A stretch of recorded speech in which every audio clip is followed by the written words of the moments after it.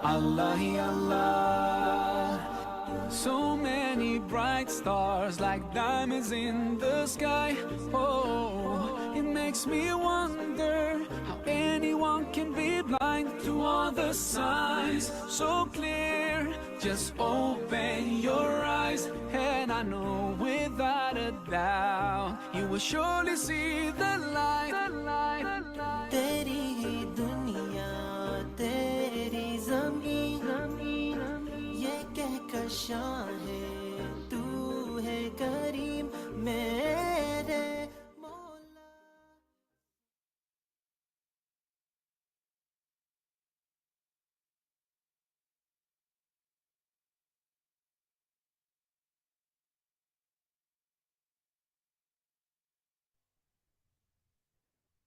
Bismillahirrahmanirrahim. Assalamualaikum warahmatullahi wabarakatuh. Waalaikumsalam warahmatullahi wabarakatuh. Alhamdulillah, hamdan katsiran thayyiban mubarakan fi kama yuhibbu rabbuna wa yarda. Asyhadu an la ilaha illallah wa asyhadu anna Muhammadan abduhu wa rasuluh la nabiyya ba'dah. Segala puji bagi Allah Subhanahu wa taala karena atas berkat nikmat rahmat, iman, Islam dan juga hidayahnya, alhamdulillah pada pagi hari ini kita dapat bertemu pada kegiatan yang semoga senantiasa diberkahi dan diridhoi oleh Allah Subhanahu wa taala. Amin. Salawat serta salam tak lupa juga kita curahkan, kita limpahkan kepada Nabi kita, Nabi Muhammad SAW. Semoga keluarganya, sahabatnya, dan kita selaku umatnya bisa mendapatkan syafaat di yaumil akhir kelak. Amin ya rabbal alamin. Yang terhormat pada Dr. Amir Lutfi selaku narasumber kita pada hari ini, dan juga yang terhormat kepada Bapak Dedi Finalosa selaku Direktur IWakaf. Alhamdulillah kita bertemu pada program webinar Ramadhan IWakaf 2025 dengan tema hari ini, bisa kok jadi orang tua tanpa marah. Nah, bagaimana ya kira-kira ya? Nanti insya Allah kita akan bahas bersama ya, kurang lebih 2 jam ke depan ya dari sekarang. Sebelumnya perkenalkan, nama saya Syamil atas nama pembawa acara dari Inisiatif Wakaf yang insya Allah akan memandu acara sampai akhir nanti. Dan juga saya ingin menyapa dulu nih ke sahabat IWakaf ya, pada peserta pada hari ini yang sudah hadir melalui Zoom. Gimana ya kabarnya hari ini, gimana Ramadannya ya, dan sudah siap belum buat ikut agenda kita pada hari ini? Coba jawab ya di kolom komentarnya, insya Allah kita ramaikan, kita persiapkan diri kita untuk kegiatan kita di hari ini. Karena barangkali kita bisa kabar-kabaran, kita bisa tahu nih bahwa sahabat IWakaf itu nggak cuma ada di Jabodetabek aja, tapi bisa jadi ada di seluruh Indonesia, atau bahkan barangkali ada juga yang join dari luar negeri. Ya. Oke. Kita lihat dulu sebentar.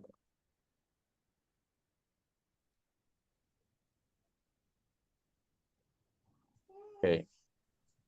Gimana sahabat IWakaf? Sudah siap? Insya Allah untuk mempersiapkan dirinya juga boleh untuk menyalakan kamera atau perangkatnya ya yang ada di masing-masing sahabat IWakaf pegang, karena insya ini bisa lebih siap lagi gitu ya untuk kita memulai agenda kita pada hari ini. Gitu. Oke, insya Allah siap. Bismillah. Oke, insya Allah semua udah siap ya untuk mengikuti agenda kita pada hari ini. Namun sebelum kita mulai ya, ada baiknya kita baca basmalah bersama-sama. Bismillahirrahmanirrahim. Dan untuk selanjutnya akan ada sambutan terlebih dahulu yang akan disampaikan oleh Bapak Dedi Finalosa selaku Direktur dari IWakaf. Kepada Bapak Dedi dipersilakan. Oke, terima kasih Mas Samil. Bismillahirrahmanirrahim. Assalamualaikum warahmatullahi wabarakatuh. Alhamdulillahirabbil alamin. Asyhadu an la ilaha illallah wahdahu la syarika lahu wa asyhadu anna Muhammadar abduhu wa rasuluh. Alhamdulillah pada hari yang baik ini ya, di bulan Ramadan Kalau hitungan kita mungkin kurang lebih ini merupakan hari yang ke-8 atau ke-9 ya. Kita dapat berkumpul untuk kembali apa ya kalau saya bilang untuk merefresh kembali ilmu terkait dengan pola asuh kepada anak-anak kita. Yang tadi kan judulnya yang sempat disebutkan oleh Mas Syamil, bagaimana mengasuh anak dengan ketenangan tanpa adanya reward ataupun juga tanpa adanya punishment. Nah ini kan merupakan sesuatu hal yang mungkin bagi sebagian besar orang tua hal-hal ini kadang dilakukan untuk memberikan, saya sangat yakin maksudnya baik, memberikan penghargaan kepada anak ataupun juga untuk sekedar mengingatkan kalau anak kita berbuat sesuatu hal yang mungkin menurut kita kurang pas menurut pemahaman kita. Nah, jadi saya pikir mudah-mudahan nanti dengan materi dari Dr. Amir Zuhdi, kita bisa mendapatkan ilmu baru. Oh, ternyata bisa kok ya, tetap dengan tujuan baik, niat baik kita sebagai orang tua, dengan pola asuh yang pendekatannya berbeda, juga mudah-mudahan juga memberikan dampak yang besar. Nah, sama halnya seperti dari kami, dari inisiatif wakaf, juga terus mengadakan program-program yang memiliki dampak berkelanjutan. Mungkin dari Bapak Ibu yang ada di sini bingung ataupun juga belum mengetahui apa sih wakaf itu, apa sih perbedaan wakaf, infak dengan zakat. Kalau zakat, infak, dan sedekah mungkin sesuatu hal yang sudah lumrah untuk kita lakukan. Di bulan Ramadan nanti, di bulan Ramadan ini nanti kita juga akan membayar zakat fitrah. Itu merupakan salah satu zakat yang ada di dalam hukum Islam yang merupakan wajib untuk kita bayarkan. Setiap jiwa mulai dari 35.000, ada yang 40.000, bahkan mungkin ada yang 50.000, tergantung dari konsumsi harga beras yang kita makan. Sedekah sesuatu hal yang kita berikan sesuai dengan kemampuan kita, kondisi kita berikan seperti itu. Namun, kalau kita membandingkan dengan wakaf, wakaf mirip dengan infak ataupun sedekah. Tetapi wakaf setidaknya ada 3 hal yang bisa saya catat menjadi pembeda antara zakat, infak, ataupun juga sedekah. Yang pertama, wakaf itu berkelanjutan dampak programnya. Kalau kita ilustrasikan, misal kalau kita bersedekah, zakat, ataupun juga infak, misal kita memberikan sedekah buka puasa sebesar 35.000 atau 50.000. Pada saat kita memberikan, kita mendapatkan pahala. Orang tersebut makan hasil pemberian kita juga mendapatkan pahala. Tetapi begitu makanan selesai dikonsumsi dan energi dari makanan itu setelah sudah habis, selesai pahala kita. Tetapi dengan wakaf, nah alhamdulillah kami juga di Wakaf meluncurkan program wakaf uang untuk iftar. Begitu Bapak Ibu memberikan wakaf misalnya 100.000, maka uang 100.000 itu akan kami akumulasikan, kami kumpulkan, hasil dari pengumpulan itu kita investasikan ke sesuatu yang investasi yang sesuai dengan syariah. Hasil dari investasi itu kemudian kita berikan untuk makanan berbuka puasa. Sehingga setiap tahunnya, setiap Ramadan, Ibu dan Bapak akan menerima pahala buka puasa terus-menerus selama uang tersebut kami kelola dan ada hasilnya. Itu yang pertama, dampaknya berkelanjutan. Terus yang kedua, dengan wakaf itu bisa menggerakkan roda perekonomian. Kenapa saya katakan menggerakkan roda perekonomian? Kembali lagi ke ilustrasi yang tadi kita berikan di atas, dengan dana wakaf uang yang terkumpul anggaplah 1 miliar yang terkumpul ya, Mas Syamil ya. Kita memberikan modal usaha yang produktif kepada 10 jenis usaha. Anggaplah dapat 100 juta sehingga sampai 10 usaha dapat 100 juta. Dengan asumsi satu tempat usaha itu mempekerjakan 100 orang, maka kita juga akan mendapatkan keberkahan memberikan penghidupan kepada 1.000 orang pekerja. Jadi bisa dibayangkan dengan kita mengumpulkan wakaf, juga kita bisa mempekerjakan orang-orang yang kita memberikan modal kepada orang-orang tersebut untuk berusaha. Nah, kemudian setelah itu hasilnya kembali lagi ke skema nomor 1 menjadi program-program seperti halnya buka puasa. Yang terakhir, yang ketiga, bisa dimulai dari nominal yang kecil. Nah, sama halnya seperti yang tema kami usung di tahun ini, wakaf selembar saja. Jadi sekarang kita tidak usah berpikir bahwa saya ingin wakaf masjid harus ada tanahnya sekian meter persegi, ingin wakaf ini harus ada aset sekian dan lain sebagainya. Cukup dengan uang 100.000, 200.000 yang Bapak Ibu berikan, akan kami kumpulkan menjadi suatu modal usaha yang produktif, yang kemudian hasil tersebut bisa kita jadikan berbanyak program-program sosial, mulai dari program buka puasa dan Palestina. Izin sedikit menyampaikan, alhamdulillah Iwakaf saat ini sudah meluncurkan 2 program, yaitu program wakaf uang untuk Palestina dan wakaf uang untuk iftar Ramadan. Uang tersebut tidak akan kami langsung salurkan dalam program Palestina ataupun juga buka puasa, tetapi uang tersebut akan kami kelola terlebih dahulu. Hasil dari program tersebut akan kami salurkan menjadi program-program sosial untuk saudara-saudara kita di Palestina dan juga untuk saudara-saudara kita untuk berbuka puasa. Dan juga Iwakaf juga alhamdulillah juga sudah memiliki beberapa program-program lainnya seperti wakaf masjid, wakaf madrasah, wakaf sumur, dan beberapa program-program wakaf lainnya. Dan juga ada program pembebasan wakaf lahan untuk pesantren Quran, inisiatif Boarding School. Nah, ini tentunya juga di hari yang baik ini, di bulan yang penuh berkah ini, kami mengajak Bapak Ibu sekalian sambil menikmati ilmu parenting dari pakarnya Dr. Amir Zudi, yuk kita juga melengkapi Ramadan kita ini dengan amal kebaikan yang berkepanjangan, yaitu dengan wakaf mulai dari Rp100.000. Mungkin itu sekali lagi kami mengucapkan terima kasih atas kehadiran semuanya. Terima kasih yang spesial untuk guru kami, Dr. Amir Zudi, yang sudah berkenan memberikan ilmu kepada kami. Mudah-mudahan nanti kami bisa mengikuti sampai akhir nih Dok ya, bisa mencatat. Amin. Mudah-mudahan saya sangat yakin ini berguna sekali Dok untuk kami, karena kadang namanya orang tua emosi itu susah terhindarkan Dok ya.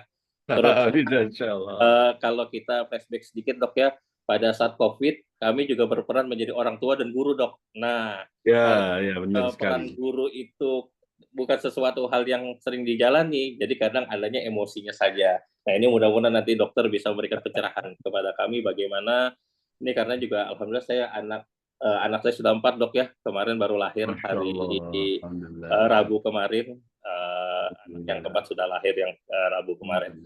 Ya itu mungkin dari kami, terima kasih, dan kami juga mohon maaf jika ada hal-hal yang kurang berkenan selama persiapan acara ini. Mudah-mudahan kita bisa menimba ilmu pada hari ini dengan baik. Demikian, terima kasih. Assalamualaikum warahmatullahi wabarakatuh. Assalamualaikum warahmatullahi wabarakatuh. Waalaikumsalam warahmatullahi wabarakatuh. Baik, terima kasih kepada Bapak Dedi atas sambutannya dan sekaligus juga menjelaskan ya beberapa pengenalan mengenai Iwakaf dan juga program-program yang sedang dijalani. Dan selanjutnya sebelum kita masuk ke materi berikut, barangkali ada sedikit cuplikan dari program Iwakaf.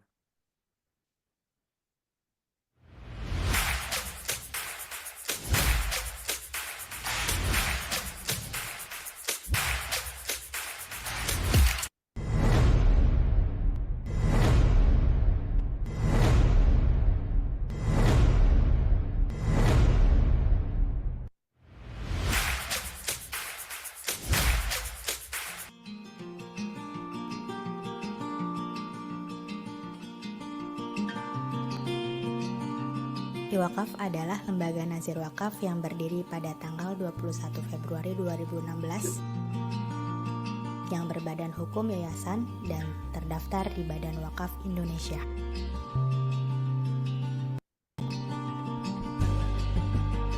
Iwakaf memiliki visi menjadi lembaga wakaf profesional, terpercaya, yang menginspirasi dan multi manfaat.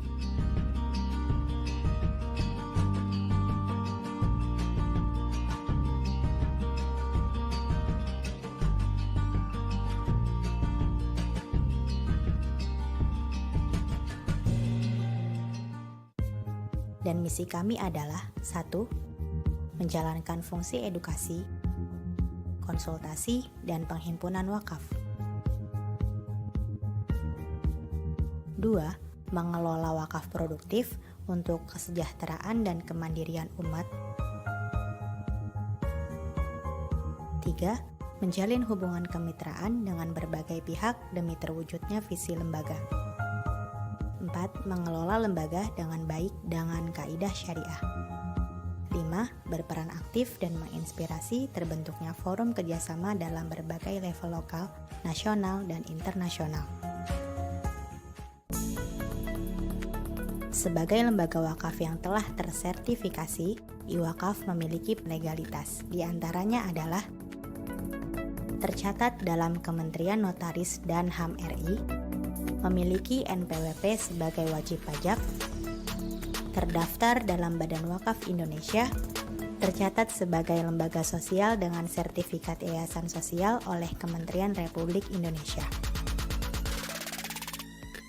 IWakaf memiliki 4 payung program, yaitu yang pertama, wakaf uang. Wakaf berupa uang dalam bentuk rupiah yang dikelola secara produktif dan dimanfaatkan oleh nazir untuk mauquf alaih atau penerima manfaat. Wakaf produktif diantaranya wakaf klinik, wakaf boarding school,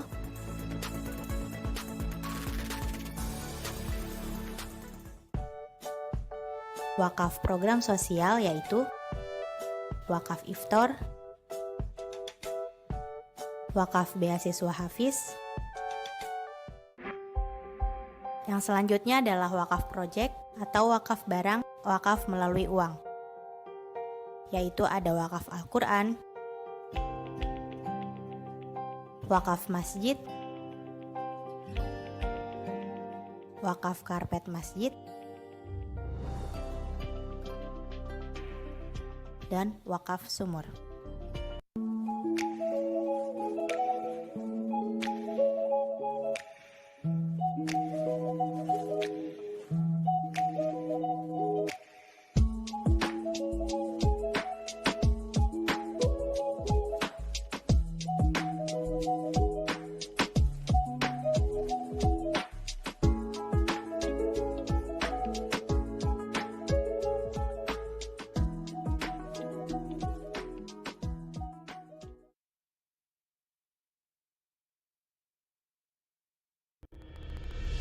Saya udah dicemooh sama masyarakat di sini, di sana. Runtuhkan atuh bangunan teh sieun daripada ngahalangan imah. Ketika ini runtuh, masyarakat ngebantu enggak? Enggak. Cuman kita nyelamatin ini aja. Tanah warisan wakaf. Saya minta nih warisan dari kakek saya 10 meter. Ini pada mau nih, udah ada yang nawar Pak ini Pak. Cek kalau bahasa Sunda mah tong sok menggatkeun keahadian polot baheula. Jangan ngerusak kebaikan orang yang dahulu. Orang dahulu udah betul niatnya mau ngewakafin, kita jangan rusak. Bangunan ini ketika masih berdiri itu digunakan pagi itu untuk madrasah ibtidaiyah dan siangnya digunakan untuk madrasah diniyah atau sekolah agama. Harapan kami itu kan ada yang memberi bangunan itu, mau berapapun kami terima. Kalau pahit-pahitnya nggak ada yang ngebangun juga, paling kami menggunakan fasilitas yang ada dengan menumpang ke bangunan yang lain.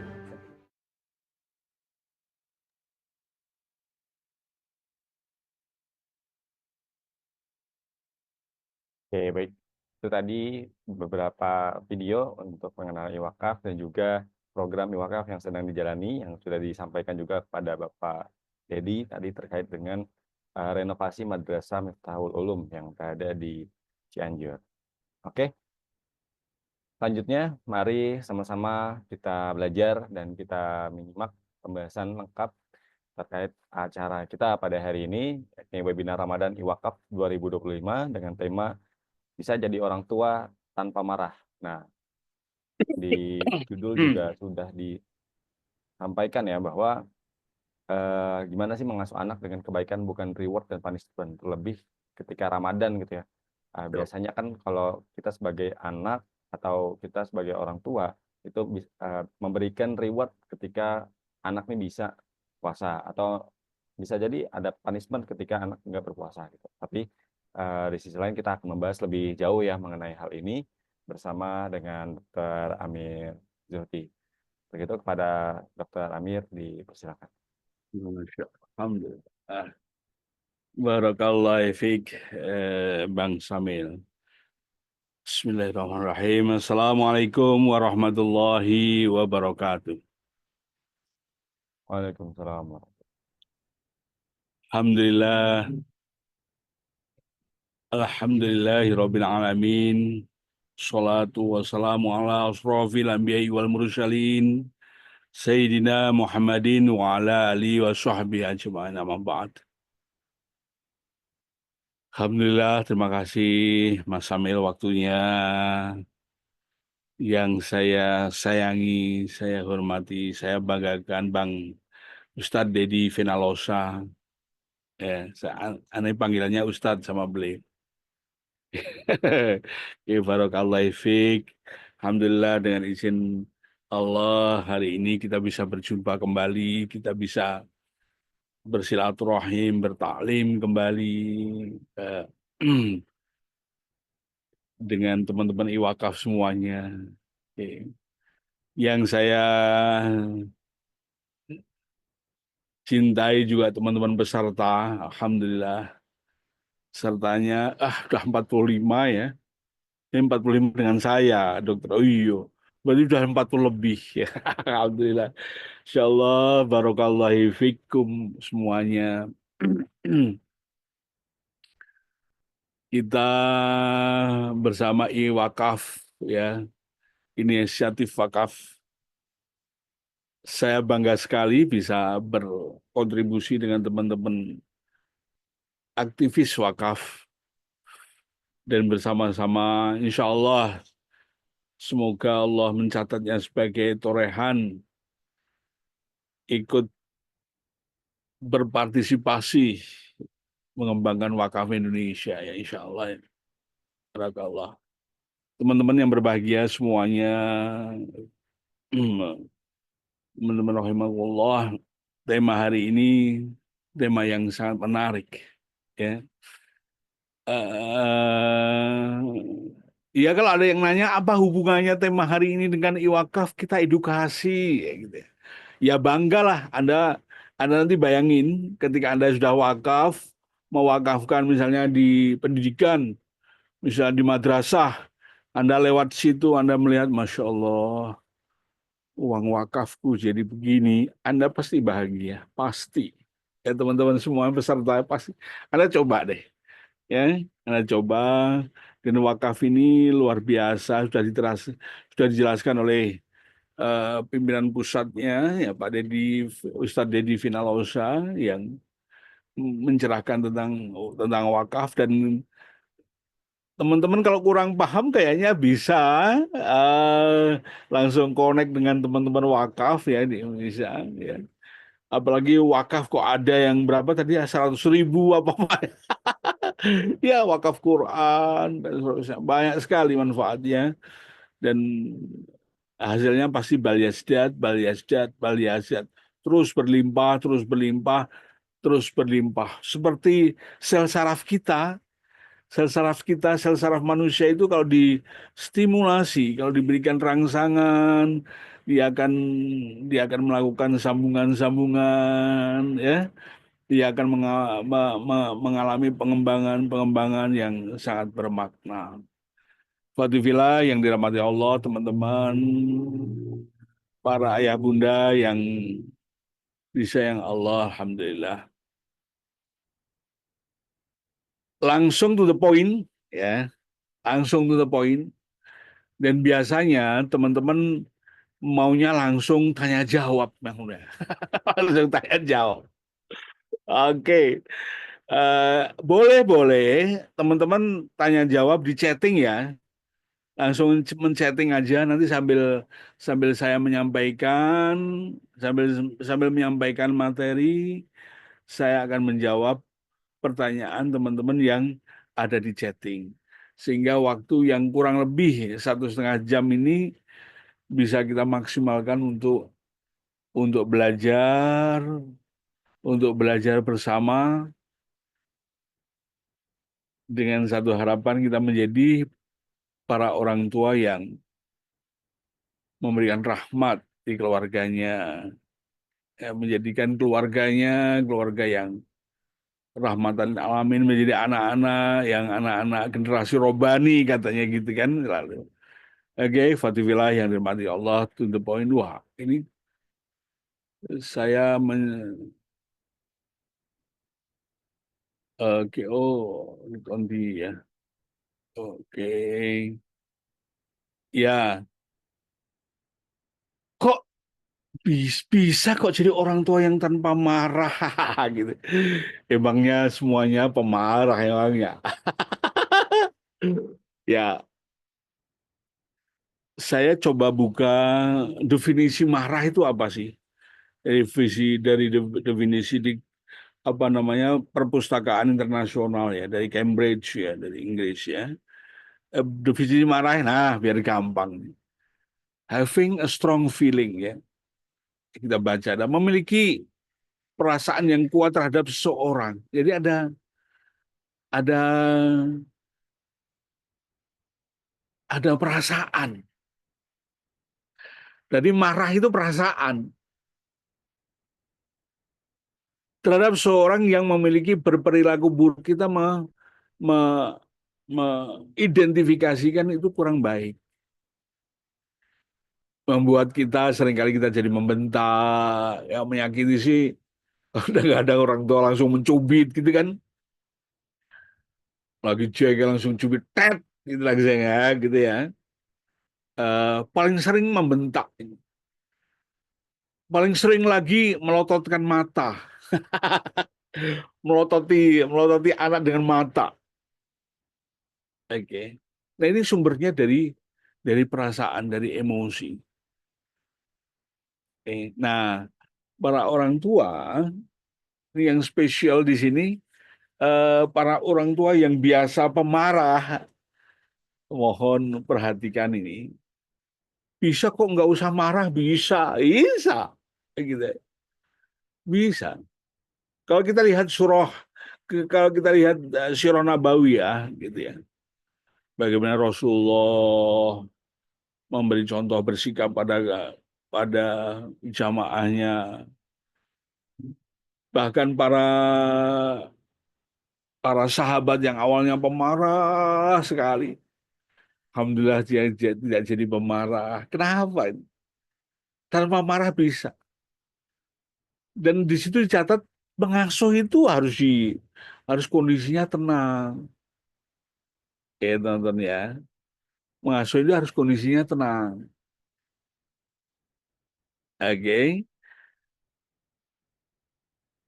Langsung bertanya boleh ya. Jadi marah itu biasa sebetulnya.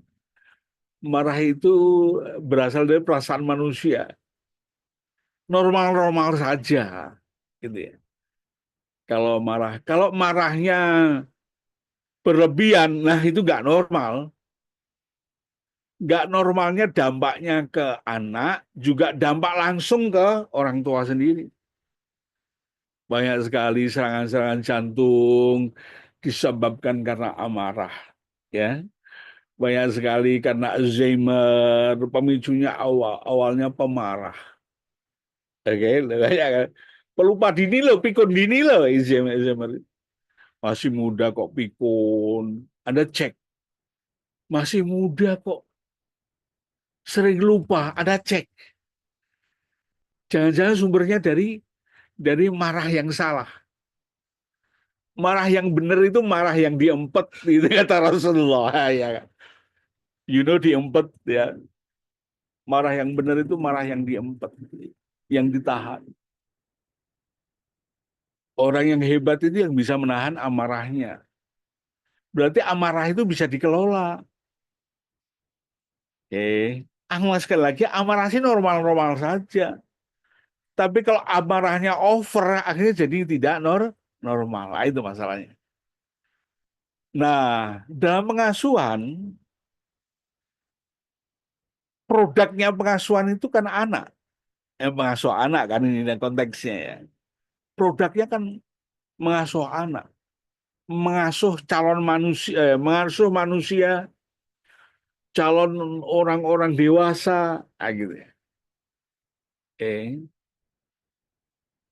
Maka dengan membumbui marah, ya anak bisa marah itu perlu, tapi marahnya tidak boleh over. Oke ya. Tidak bisa over. marahnya harus marah karena Allah, karena Rasulullah. Di situ di garis bawahi marah itu harus dengan kebaikan. Oke ya. Marah Rasulullah itu ya bisa marah. Memimpin perang itu pasti ada unsur marahnya, tapi marahnya yang terkelola dengan baik. Ya, tentunya yang berbahagia. Mohon izin, salah satu jenengan pilih satu saja atau dua lah dari 6 pilihan mengapa Anda marah. Ya. Anda pilih ini hanya 6 pilihan aja. Pilih dua aja yang sering sama jenengan. Kalau marah pada anak itu karena apa? Oh, anak kasar, anak teriak-teriak, oh anak apa namanya sering melawang gitu, sering bandel gitu misalnya. Ya, tidak taat. Atau memang orang tuanya sudah emosional, orang tuanya temperamental, orang tuanya kasar. Ayo pilih dua saja ya, terus disimpan ya, dua itu disimpan ya. Dua pilihan Anda itu disimpan ya. eh Insya Allah nanti kalau cukup waktu bisa ya bisa untuk mainan ya. Ya disimpan saja, disimpan saja. Oke. Loh, saya pernah nangani pasien hanya gara-gara dia itu bangga kalau dia itu marah. Iya, dia seorang manajer mau dikeluarkan dia jadi manajer. Kenapa mau dikeluarkan, Pak? Karena dia pemarah. Kalau rapat harus marah, harus geblok meja dan seterusnya. Oke. Lastenya gitu ya. Akhirnya dia baru sadar kalau marah itu laksana karat kalau di besi itu ya. Dibiarkan aja menggali gitu aja. Oke. Menggali gitu aja. Sehingga yang digali bukan hanya yang diasuh, tapi kita sendiri juga digali dari amarah itu. Sesekali sih. Kalau marah, kuncinya adalah yang Anda hadapkan itu misalnya sama anak. Anak tahu kalau Anda marah. Jadi nggak usah banting pintu, nggak usah banting piring, ya, nggak usah geblok meja dan seterusnya. Yang penting anak tahu kalau Abi marah, Umi marah, oke? Nggak usah teriak, oke? Yang penting dia bisa mengetahui, oh, Umi marah, Abi marah, itu aja. Terus terus memahami, nah ini nanti masuknya di saling memahami. Nah, teman-teman, kalau misalnya menjadi orang tua yang pemarah, orang tua pemarah, orang tua pemarah itu senggol dikit aja udah marah, apalagi senggol besar. Orang tua yang pemarah itu kalau menyelesaikan sesuatu itu dengan marah. Oke, contohnya berbahagia. Lee Wiseman, seorang peneliti dari Harvard University, ya, dia memberikan panduan, patokan mengasuh anak, mendidik anak itu ujung-ujungnya cuma dua. Ya, ujung-ujungnya cuma dua. Mengasuh anak, mendidik anak, ya. Ujung-ujungnya cuma dua. Membangun pikiran yang anak mudah takut atau membangun pikiran anak yang mengerti tentang apa, yang mengerti tentang apa namanya, tentang tujuan mengasuh anak. Satu, Tujuannya nanti ujung-ujungnya ya membuat anak threat, membuat anak itu mudah mudah menerima ancaman, atau menjadikan anak itu cara melihat sesuatunya dengan ancaman. Yang satunya menjadikan anak melihat sesuatu itu dengan opportunity, kemanfaatan. Terjemahnya kemanfaatan. Ada anak, Anda bisa melihat di perusahaan, di tempat kerja, ya, udah dewasa ini anak ini, ya, nampaknya kan udah dewasa. Kalau menyelesaikan sesuatu dengan amarah, ada anak menyelesaikan sesuatu dengan opportunity, dengan kemanfaatan. Mana manfaat yang lebih banyak? Ada yang lain mana ancaman lebih banyak? Oke, jadi sebagai orang tua kita harus harus pinter, harus pandai-pandailah mengasuh anak dengan apa namanya mendidik atau mengasuh dengan opportunity lagi, kemanfaatannya apa? Dari situ nanti nanti Anda akan mudah melakukan pengasuhan itu dengan kebaikan, akan jauh lebih mudah. Islam itu sungguhnya teman-teman, kalau kita lihat sirah Nabawiyah, Rasulullah, nggak ada istilahnya punishment and reward, itu nggak ada. Yang ada hanya kebaikan. Oke ya, ini kuncinya. Ya. Kalau reward and punishment itu pikirannya, kalau arahnya ke situ, pikirannya nggak mateng-mateng.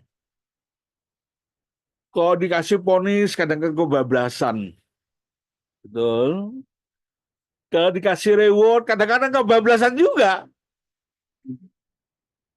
Alfaldo satu nak, nanti mama beliin sepatu roda. Nah, apa? Jus duanya nak, jus dua harus sepeda mak. Gitu. Harus sepeda dulu. Terus gitu. Hasilnya kan seperti itu. Punishment juga begitu. Kalau di punishment hasilnya mengingat orang tua itu hanya mengingat hukuman saja.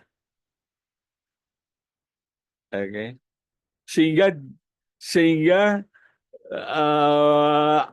kedekatan dengan anak akan semakin susah ya, karena yang diingat anak kepada orang tuanya adalah punishment terus. Ya, orang tua kelabakan membangun bonding dalam posisi begitu. Ya, membangun kedekatan secara emosional. Padahal anak sama orang tua itu sudah seyogianya ada hubungan emosi, itu harus seyogianya begitu. Dari sisi research, Daniel Amin juga melakukan riset bahwa orang tua, khususnya ibunya, itu hubungan emosional sama anaknya itu jauh lebih kuat dari bapaknya, iya. Tapi dua-duanya harus kuat. Dua-duanya ada channelnya untuk saling membangun sambungan emosional itu. Dan ini akan jadi, sistem ini akan jadi kacau kalau yang Anda bangun adalah dengan kemarahan, dengan kesedihan misalnya yang lain. Ya. Akan lebih baik kalau Anda bangun dengan kindness, kebaikan. Anak itu dok. Ini perspektif punishment sama reward ya. Udah saya beri hadiah gini-gini kok nggak ngerasa ya kalau dia diberikan hadiah ya. Ya karena ada sirkuit reward and punishment itu ada di otak itu ada, tapi kegunaannya jangan disalahgunakan. Kalau di dalam pendidikan, dalam pengasuhan ada tahapannya. Kalau masa anak-anak kurang lebih 0 sampai 5 tahun, 6 tahun, 7 tahun ya, cara mendidiknya harus dengan banyak contoh. Eh, dengan banyak contoh otomatis anak menghafal. Ya, dengan bisa buka teori Bloom ya. Anak bisa menghafal. Ya, menghafal itu proses berpikir paling rendah di antara proses berpikir yang lain. Maka, tapi harus pakai itu yang bagus. Agak Anda harus bawa terus. Jangan hanya menghafal, tapi memahami, ya, mengerti, ya. Jangan hanya menghafal, tapi mengerti, mengaplikasikan apa yang dipahami, apa yang dihafal itu harus masuk level situ sesuai dengan usia anak. Paham ya teman-teman ya? Kebanyakan orang orang tua yang mengasuh dengan temperamental, minta maaf, dengan apa namanya, eh dengan menyakiti anak dan semacamnya, dia memarahi anak, ya, informasinya di lapangan biar biar anak bisa menghargai aku, dok. Gitu ya. Jadi, kenapa sih harus marah? Biar anak menghargai aku. Tapi faktanya, penghargaan anak yang dihasilkan dari sebuah proses kemarahan yang amat sangat itu penghargaan palsu. Ya, bondingnya juga palsu. Nanti kalau saat anak sudah bisa berdiri sendiri, katakanlah gitu, dia akan melupakan. Faktanya begitu. Maka bangunlah di dalam pengasuhan itu membangun nilai-nilai kebaikan. Lagi anak usia 0 sampai 5, 6, 7 tahun itu, ya ada yang menjelaskan sampai 8 tahun juga. Dia cara belajarnya adalah mencontoh. Oke. Cara belajarnya mencontohi menghafal, mencontohi menghafal. Ya, anak seusia tadi ya, ingat ya, anak seusia tadi. Maka Anda harus memberikan contoh-contoh yang baik. Ya, biasanya ada orang tua yang masih proses belajar, mencontoh, ya nggak apa-apa. Karena nanti anaknya kalau bisa besar, dulu Abi begini. Iya, Abi dulu belum paham. Nah, iya, iya, iya aja nggak apa-apa.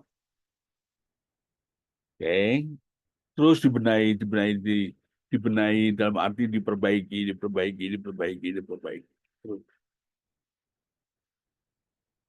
Oke, teman-teman yang berbahagia. Kalau ada yang bertanya, silakan untuk bertanya. Oke, tegas atau kasar kira-kira teman-teman? Coba pilih. Mengasuh anak itu perlu ketegasan atau perlu kekasaran? Tegas, dokter. Iya, ada feeling tegas. Terima kasih, udah. Oke ya. Ada yang bilang, harus kasar, dok. Memang dari dulu gua begini ya, gitu ya.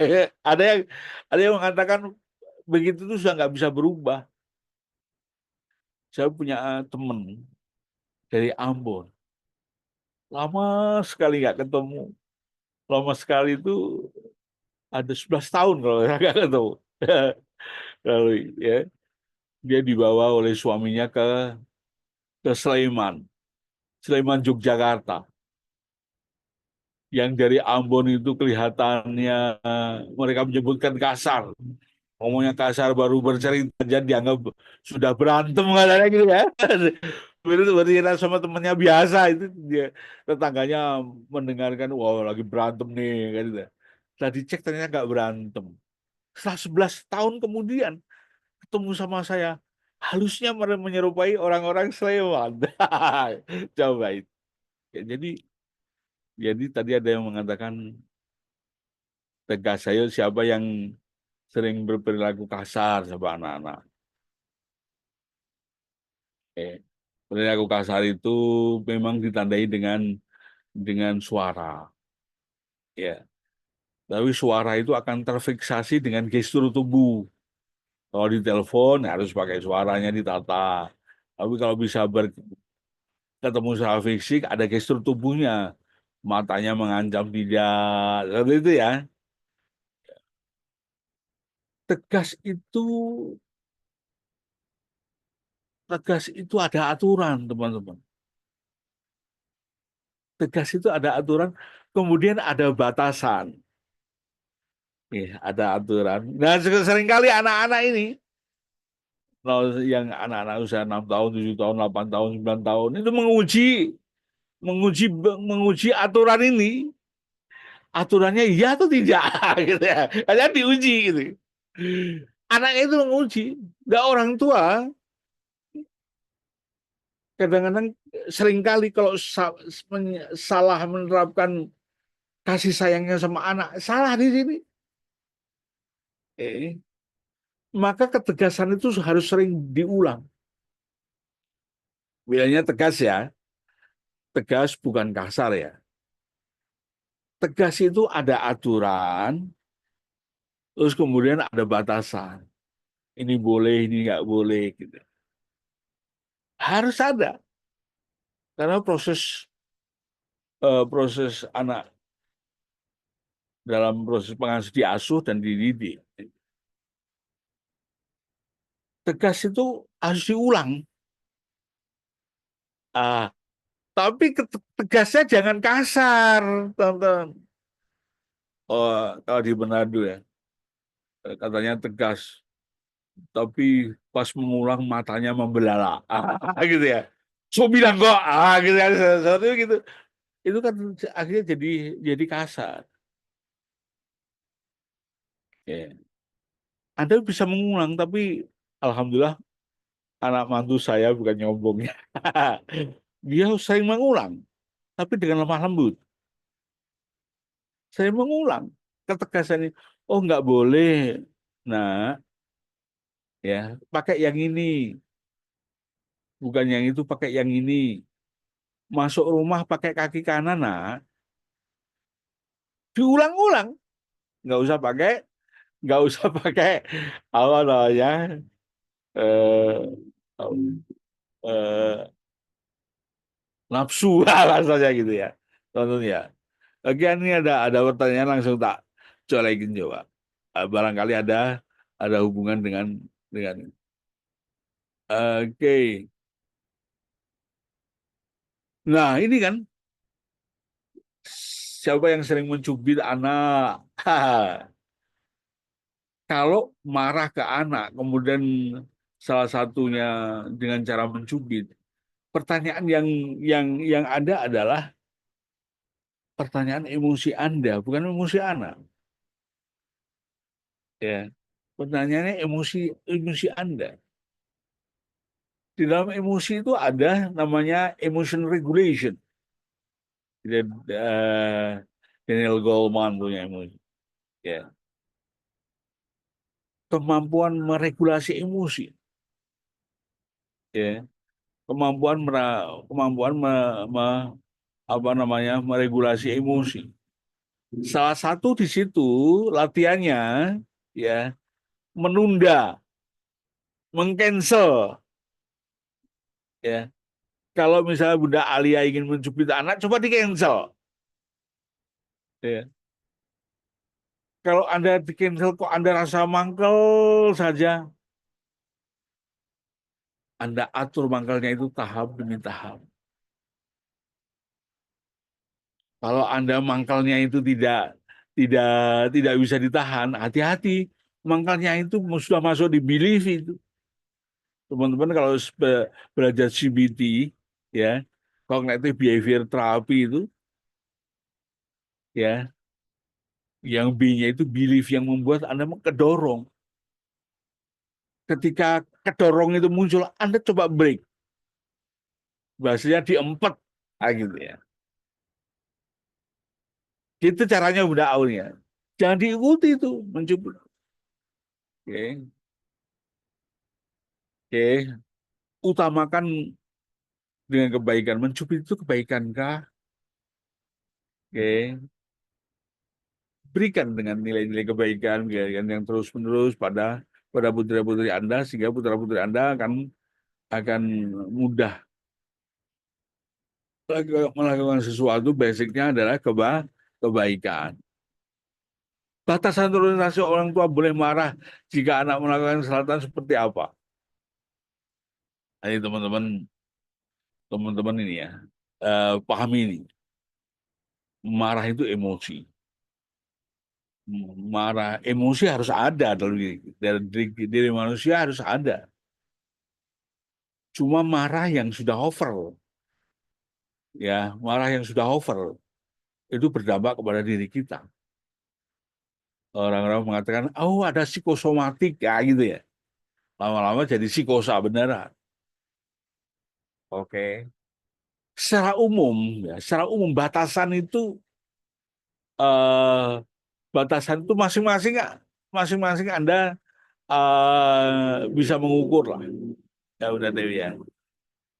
Di kelas kami, di sekolah kami, di kelas neuroparenting, kita ajari batasannya dengan diajari tanda-tanda yang muncul bahwa marah Anda mau udah marah over itu bisa. Bahkan ya apa namanya,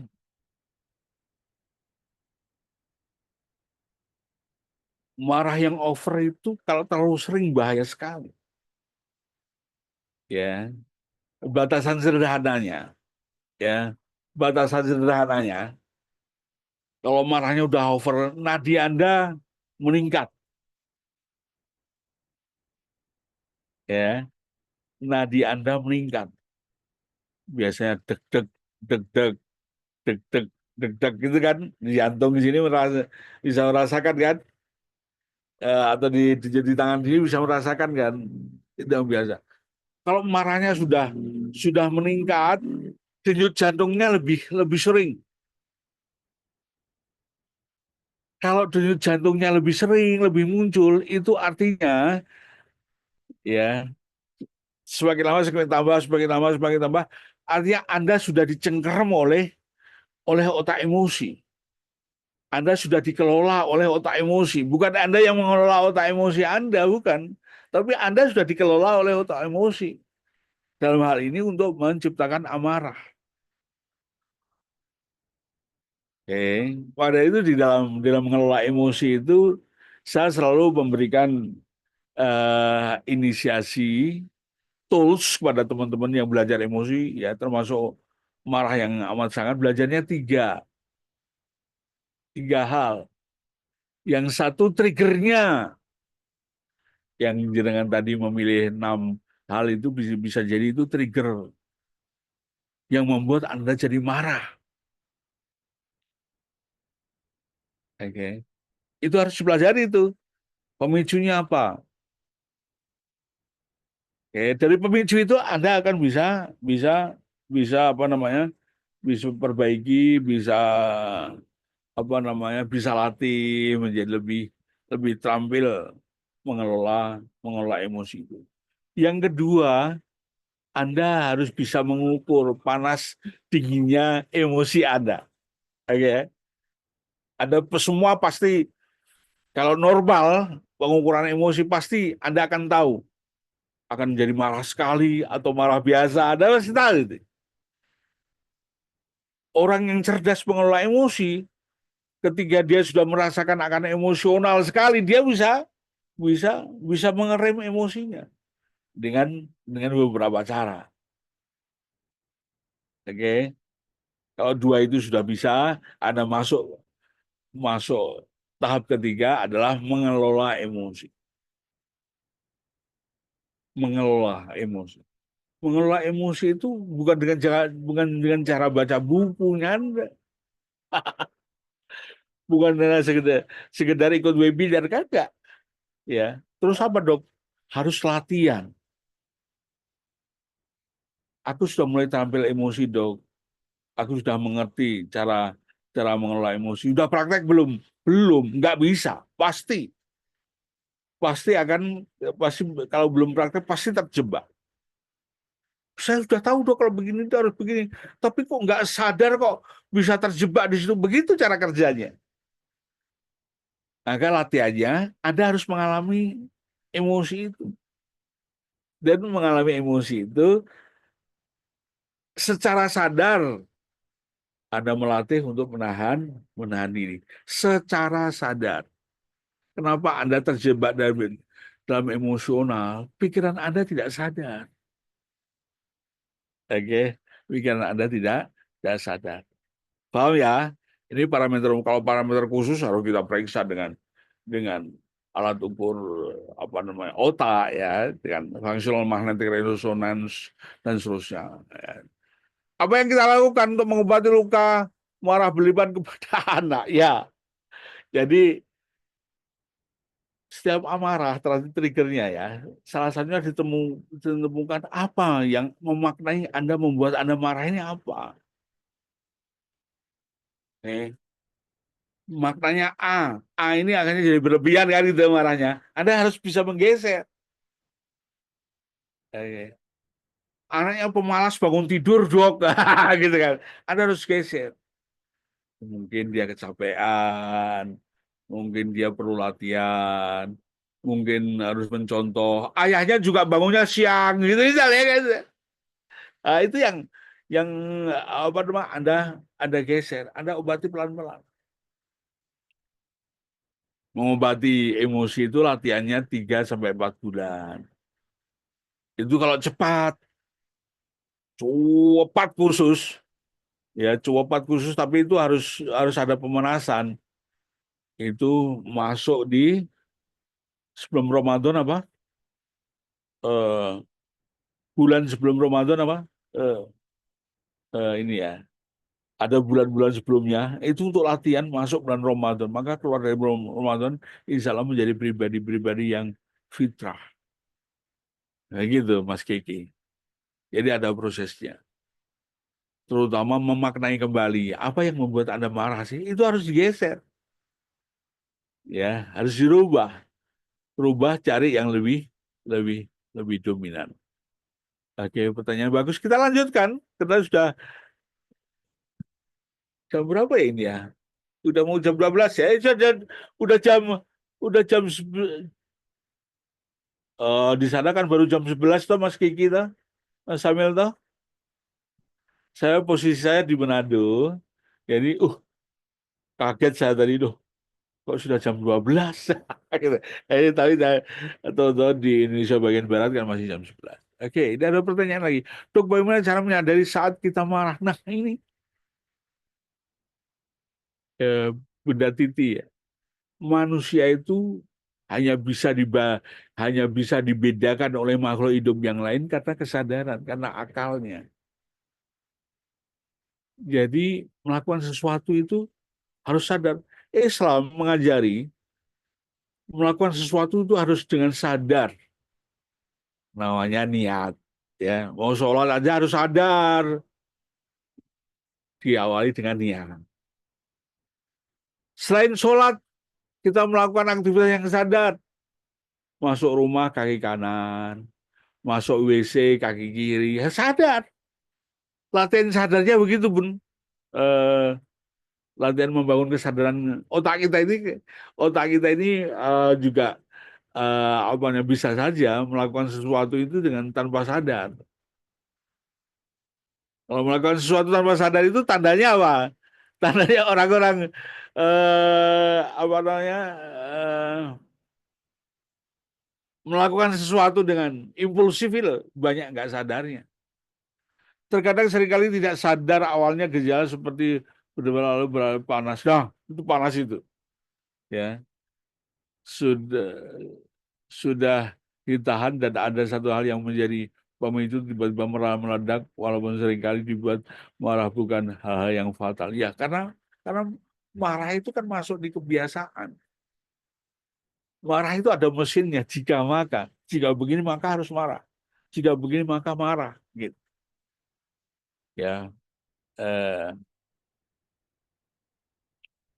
marah sih bahasanya, Anda nggak setuju dengan perilaku buruk bisa, tapi nggak perlu ngeblok meja. Oke. Latihannya sadar, latihan sadar harus latihan bertahap. Termasuk mengenali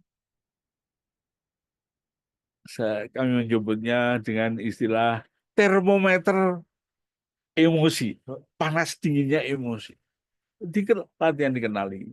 Di neuroparenting, minimal teman-teman kalau belajar emosi pasti masuk 3 hal, ya kan?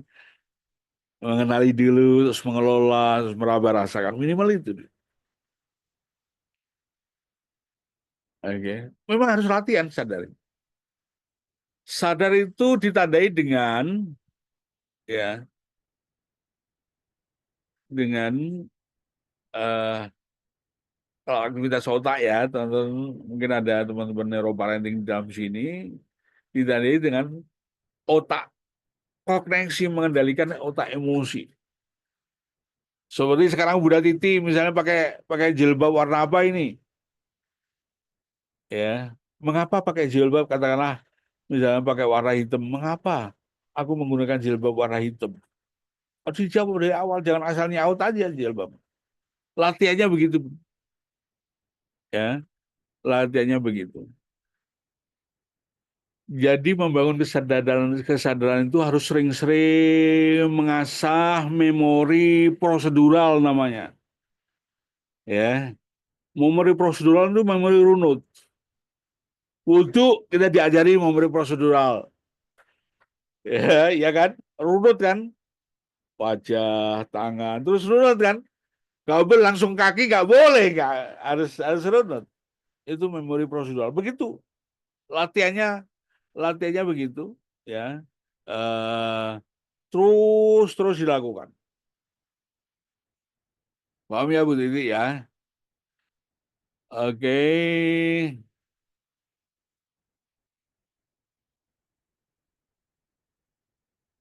Saya selalu marah kalau anak lambat persiapan sekolah.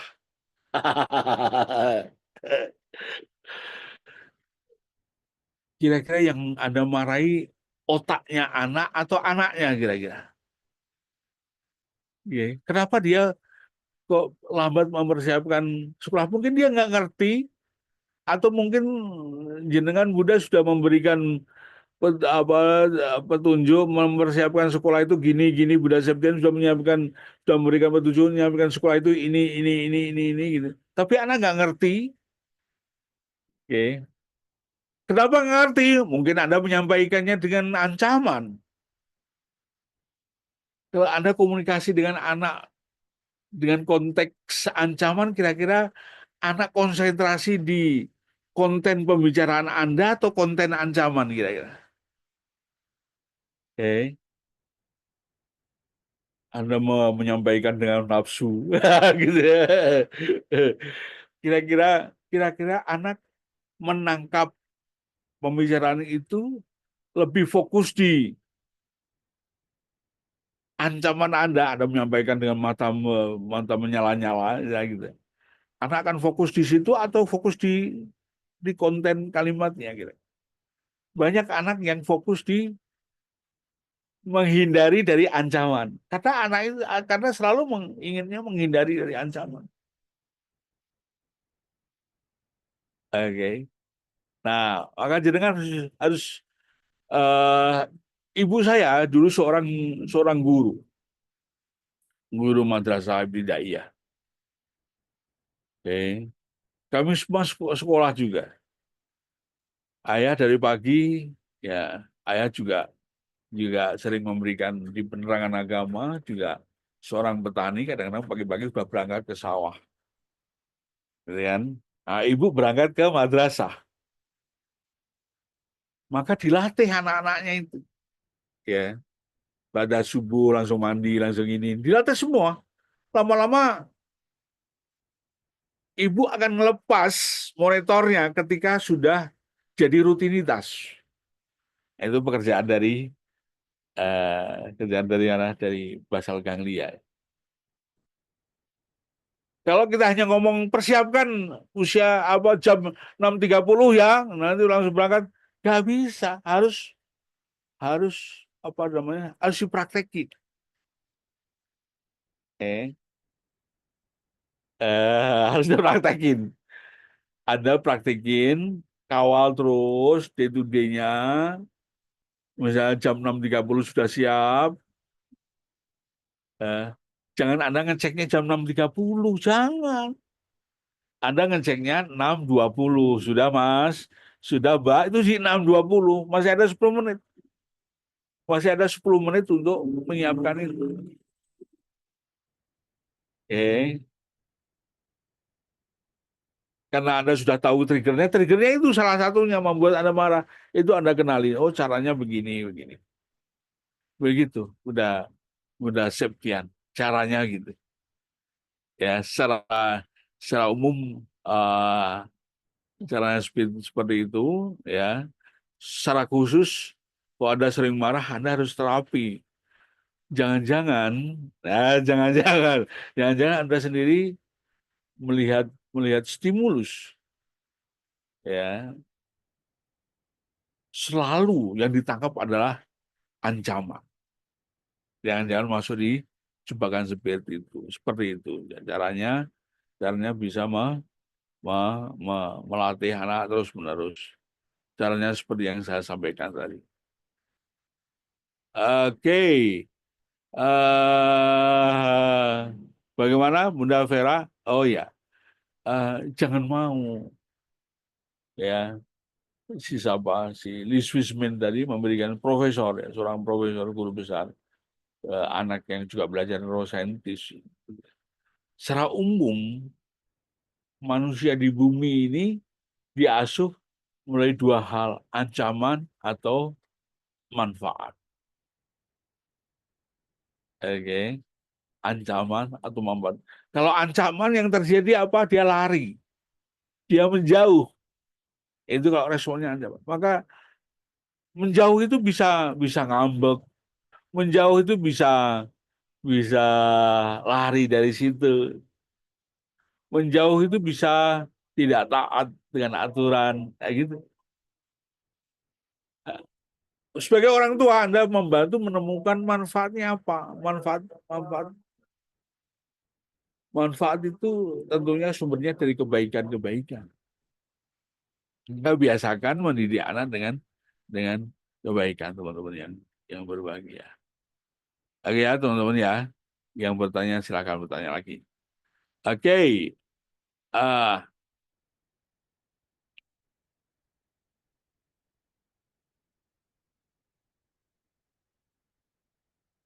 Mendidik anak itu dengan kebaikan. So, ada yang lewat ya. Oke. Kebaikan itu apa sih? Ya. Anda marah, tapi marah dengan kebaikan. Marah dengan kebaikan saya berikan, marah itu kan kita tidak setuju dengan keburukan kan. Yang jangan dimasukkan di situ adalah suara yang meledak, mata yang melotot, dan seterusnya jangan dimasukkan di situ. Terus kemudian kekerasan fisik, mencubit, mengamblang gitu, mencambuk dan sebagainya itu disingkirkan. Ya. Toh di Islam nggak ada contoh-contoh itu, nggak ada, jelas nggak ada. Saya sudah nyari-nyari kitab-kitab Islam yang mengasuh dengan cambukan, mengasuh dengan cubitan, nggak ada. Oke. Yang ada adalah kebaikan, kebaikan, kebaikan.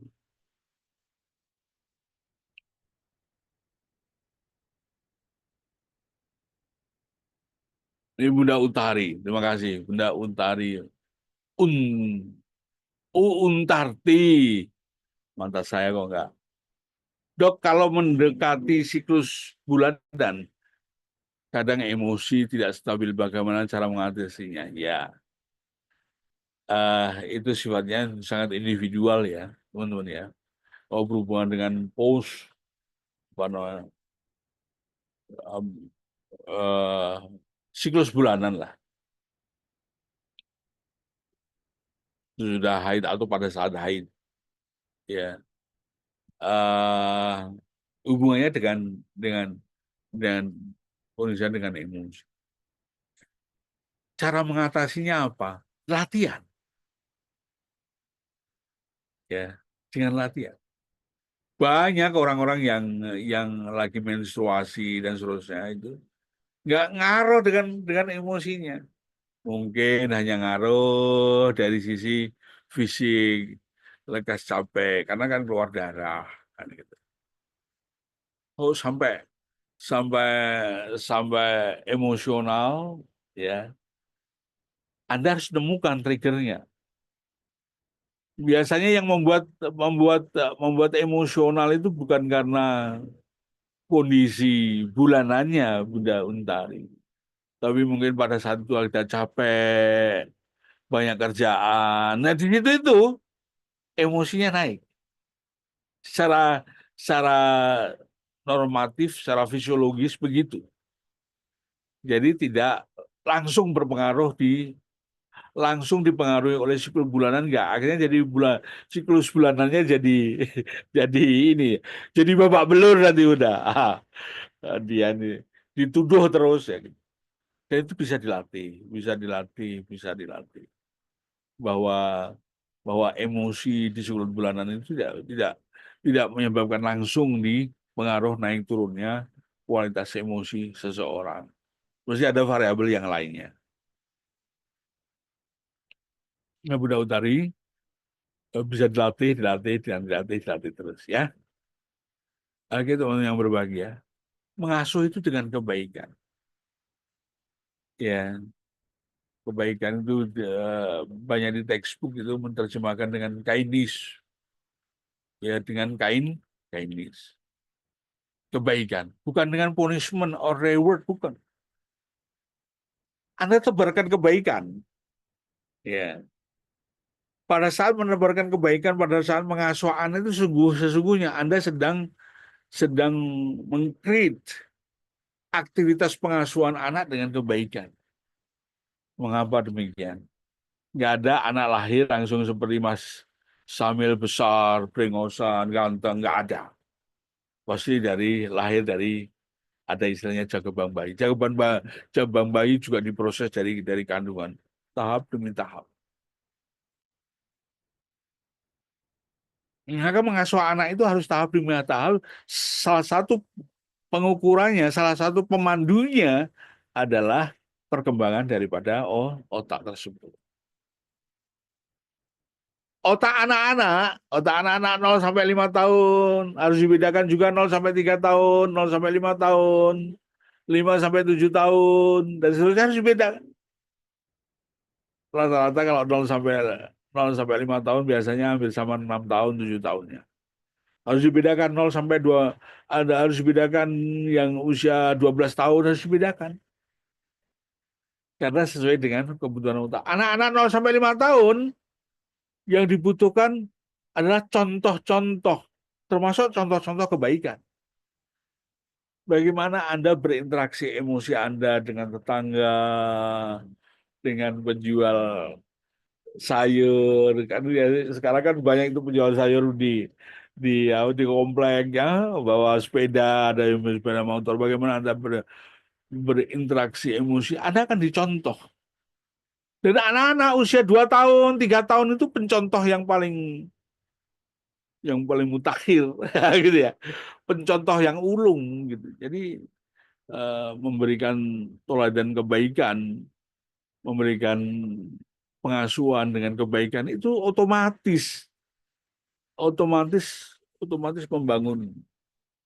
Yang katanya Lisa Whitman Barrett itu nanti akan jadi bahan pembangunan beliefnya anak.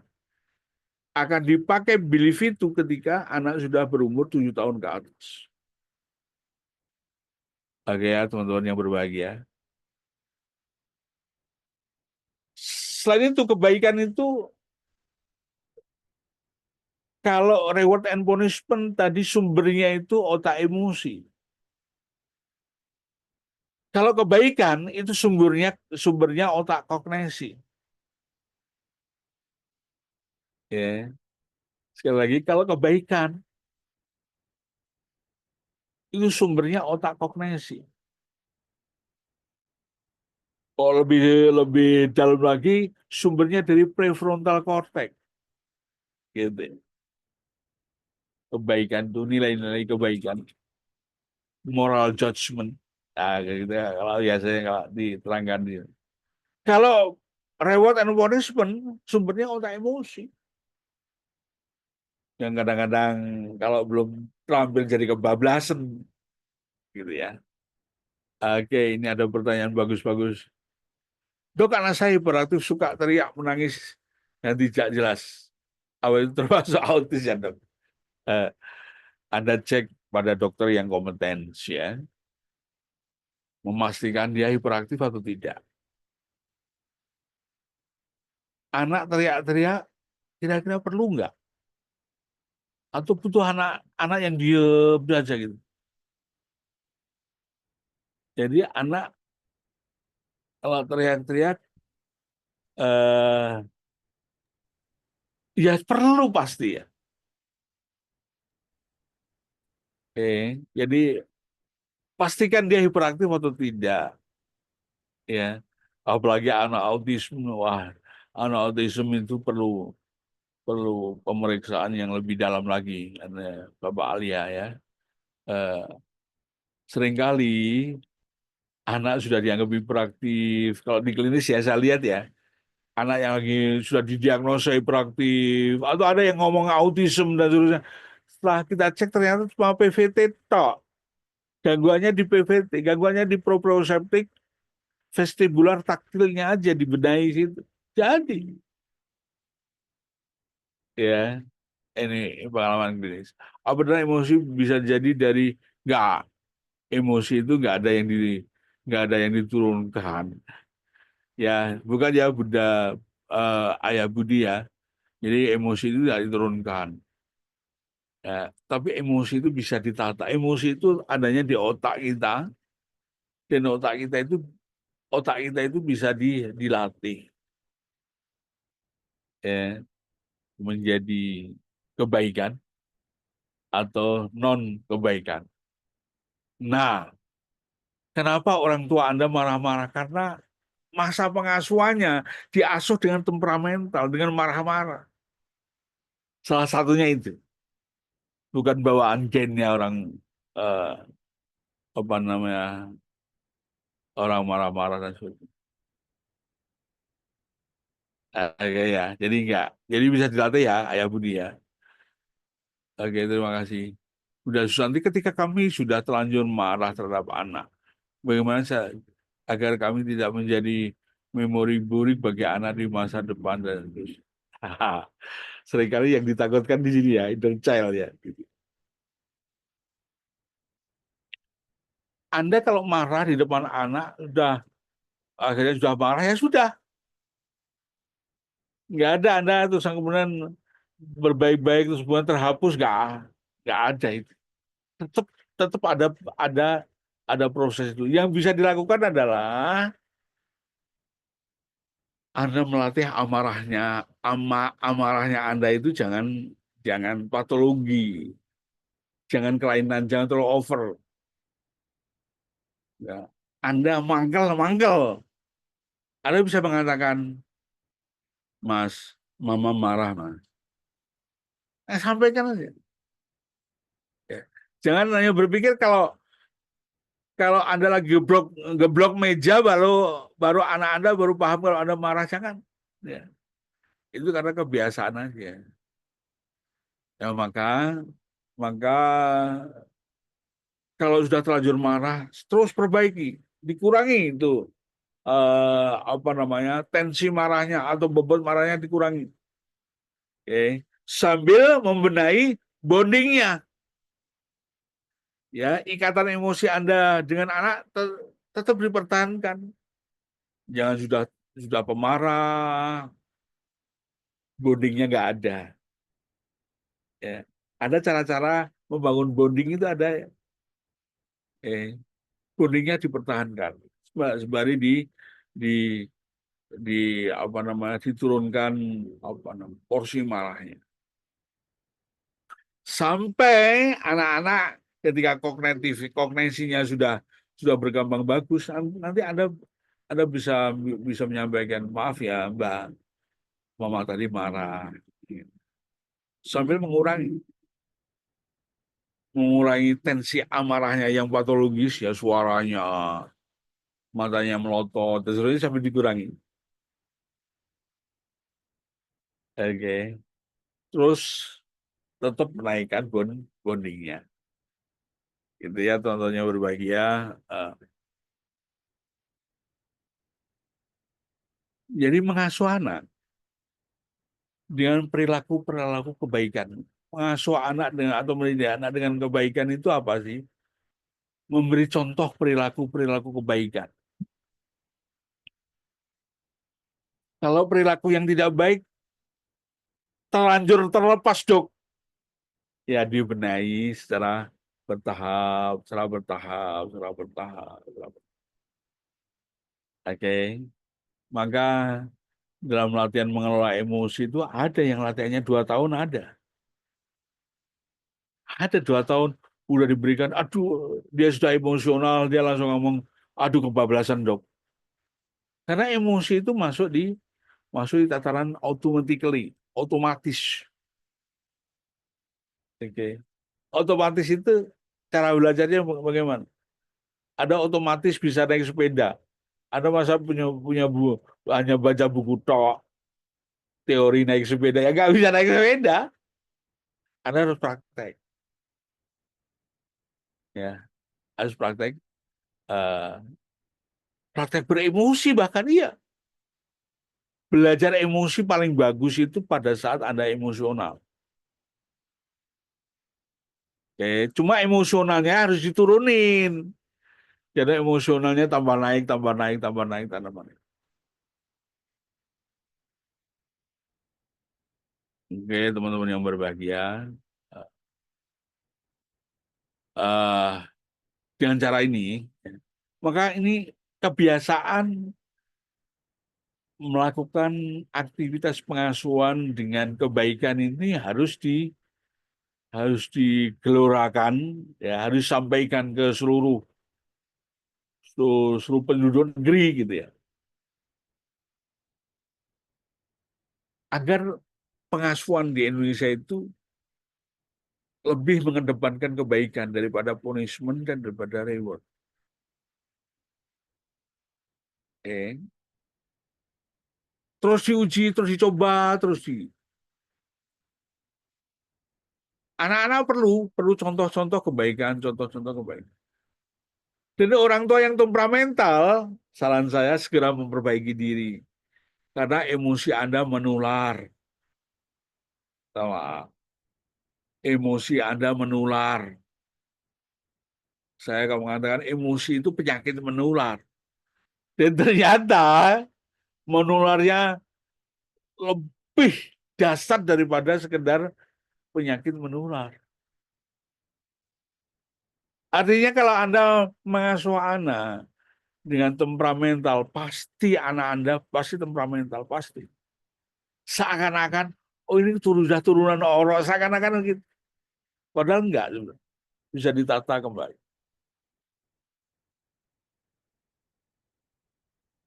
Oke ya, teman-teman yang berbahagia. Dan dampak marah kan banyak sekali ya. Oh, marah terjadi pemutusan sambungan neuron, dok. Ya, sambungan neuron dibangun susah-susah di masa kecil. Gitu ya. Hanya diputuskan oleh para orang tua. Dan itu bisa nyambung lagi, dok. Enggak. Harus ada neuron baru lagi. Maksudnya harus ada sinaptik baru lagi. Sambungan baru lagi. Oke, maka mendidik itu mendidik mengasuh kebaikan itu harus diulang, ulang. Coba sekali Anda ngecek dalam 1 minggu itu aku mengasuh pada anak itu banyak nilai kebaikannya atau nilai keburukannya. Coba dicek. Cara mengeceknya harus visual, teman-teman. Bukan tidak visual. Saya pernah mencoba, saya menggunakan 2 papan kayu ya. Yang satu saya cat warna merah, yang satu warna putih.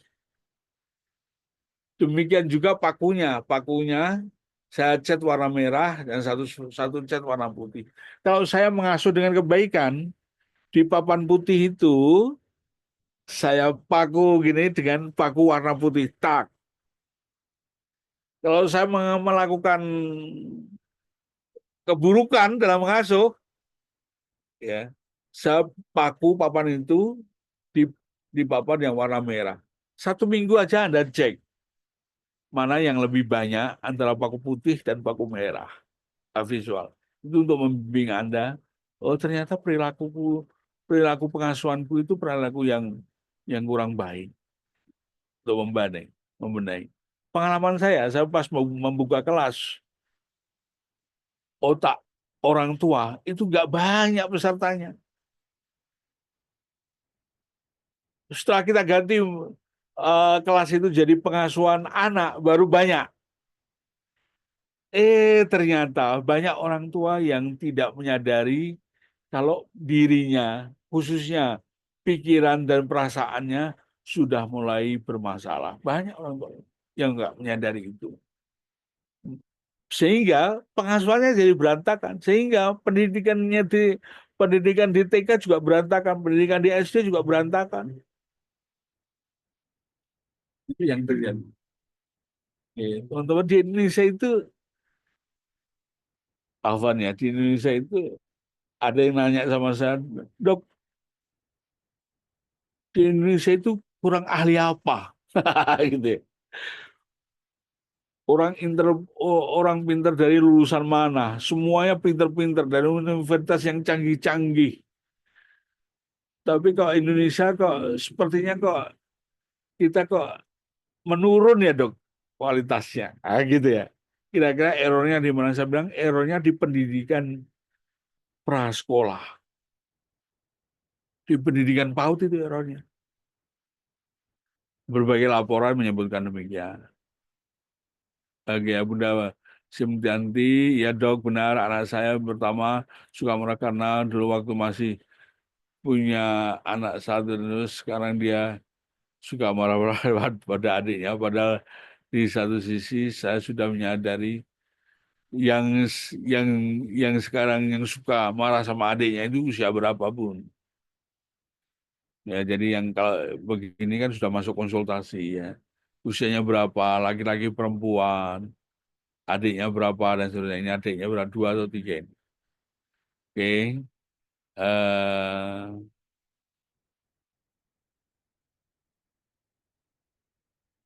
Oke. Jadi pastikan usianya berapa. Ya, jangan-jangan anak yang marah, kakak yang marah ini marah itu sudah jadi sudah menjadi automatically system di otaknya. Ada otak itu ada automatically system. Oke ya. Eh, jadi dicek ya, dicek lagi Bun. Usianya makanya Bunda Septiani usianya berapa dia. Karena marah itu emosi. Marah itu perasaan. Perasaan itu ada hubungannya dengan proses berpikir. Proses berpikir ada hubungannya dengan ya. Proses berpikir ada hubungannya dengan tuntasnya pengasuhan sensorik motorik. Ya. Jangan hanya sekedar anak-anak pemarah kemudian dikelola secara emosional. Jangan hanya itu aja. Basicnya harus kita benahi kembali. Oke. Maka teman-teman kalau untuk sekarang alhamdulillah ada ibu-ibu. Ibu-ibu yang suka marah-marah terus kan terapinya apa? Berenang kan gitu kan. Setelah berenang berapa kali awalnya lihat air di kolam renang aja takut, lama-lama sudah nggak takut ya. Terus latihan berenang berapa kali, lama-lama dia merasa Dok kok emosiku kok sudah tertata lebih enak ya setelah berenang. Gitu. Ditata kembali tuh interaksi interaksi gerakan, interaksi emosi. Gerakan dan emosi itu ada hubungannya, teman-teman. Oke. Menata emosi itu dari gerakan. Gerakan yang error, biasanya emosinya error. Coba perhatikan. orang-orang yang mudah emosional. Catat ya, mudah emosional ya.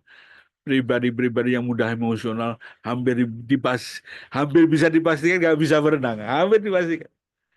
Atau yang bisa berenang mau berenang biasa aja mungkin 1 tahun sekali berenang. Ya, berenang itu kan tuntunan Rasulullah teman-teman. Bisa tiap bulan sekali, ya minimal 1 bulan sekali lah berenang. Oke. Selain berenang ada cara berjalan. Berjalan ada kan walking professional kan ada. Itu latihannya dari situ. Ya, ya nama. Oke, Bunda Bunda Septian ya. Dengan sangat senang hati bahwa Bunda Septian ingin belajar lebih dalam lagi. Ya, alhamdulillah di Indonesia itu sudah ada forumnya untuk tempat belajar. Ya, namanya Forum Neuroparenting dari Pak Alia. Satu lagi dok, anak saya terlalu apa ini dekat dengan ayahnya. Anaknya laki-laki perempuan, Pak. Jadi setiap ayah yang mau kerja selalu susah. Jadi eh, selalu susah. Yang susah ayahnya atau anaknya atau kerjaannya. Anak lebih dengar ayahnya daripada ibunya. Ya, gimana caranya supaya dekat lagi dengan ibunya supaya ayahnya bebas kerja. Ya dekat sama ayah, dekat sama ibu, biasa-biasa. Apalagi anak perempuan 5 tahun. Ya, memang kebanyakan ibu itu kan madrasatun awal. Ya, biasanya lebih dekat dengan ibu. Ya, tapi ada juga yang lebih dekat dengan bapak. Ya, terus anak seperti ini anak dominansi emosinya lebih kuat, Pak. Apalagi anak perempuan ya, dominansi emosinya lebih kuat. 5 tahun sudah saatnya jenengan bisa memberikan pemahaman pada anak meskipun yang ringan-ringan saja. Mulai dicek kenapa lebih sayang sama ayahnya daripada ibunya, dicek. Ya, biasanya hubungannya dengan bonding, hubungannya dengan kedekatan, hubungannya dengan interaksi kedekatan. Ini dibangun kembali, ya. Dibangun kembali di prosesnya memang bertahap, tidak langsung jreng jadi, apalagi dengan iming-iming ini itu, langsung ibunya enggak. Ibunya harus secara emosional ya, kedekatan emosi harus membangun itu, ya. Lo anak itu bisa bisa mengecek perasaan ibunya itu bisa ngecek anak itu. Ibunya yang menolak anaknya, itu anaknya juga bisa menjauh, gak nyaman dekat sama ibunya. Atau demikian juga bapaknya yang ingin menjauh pada anaknya juga bisa mengecek. Jadi Pak Alia sama sama ibu membangun sama-sama kedekatan itu sehingga dia bisa dekat kembali. Teman-teman, inti dari kebaikan teman-teman sudah bisa paham nggak? Ini hubungannya kalau kebaikan itu moral judgment adanya di di otak rasio, di korteks ya bahasa di neuroparenting bahasanya gitu, di kulit otak, di otak bagian luar cara kerjanya yang bisa mengendalikan otak bagian dalam gitu. Itu aplikasi kebaikan. Nah, karena yang dikendalikan adalah otak bagian dalam itu urusannya dengan emosi, maka emosi Anda juga harus ditata. Mengasuh nggak perlu pakai marah-marah karena emosinya sudah tertata. Oke. Mengasuh dengan kebaikan, ya, dengan bukan sogokan loh yang ini. Kebaikan ini bukan reward. Kebaikan itu sikap sikap yang memilih nilai baik. Selalu selalu ingin memberikan kemanfaatan yang banyak buat anak. Gitu. Bukan meringankan kerja anak, enggak, bukan. Ya. Anak meminta tolong gini, minta tolong buat ini, akhirnya anak yang membuat, orang tuanya yang memberikan petunjuk.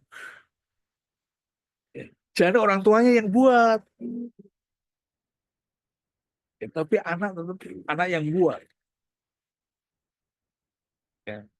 Ini banyak dalam pengasuhan di eh, bahkan di laporan jurnal apa ya, banyak orang, bahkan orang dunia ya, lebih khusus di Indonesia, mengasuh dengan punishment lebih banyak daripada reward, apalagi dengan kebaikan. Teman-teman yang berbeda. Dengan cara begini, stop deh, ya, stop deh, jangan marahi aku lagi, ya gitu ya. Teriakannya anak seakan-akan begitu, seakan-akan.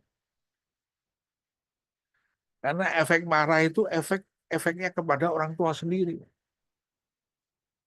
Ya, efek marah itu efeknya ke orang tuanya sendiri.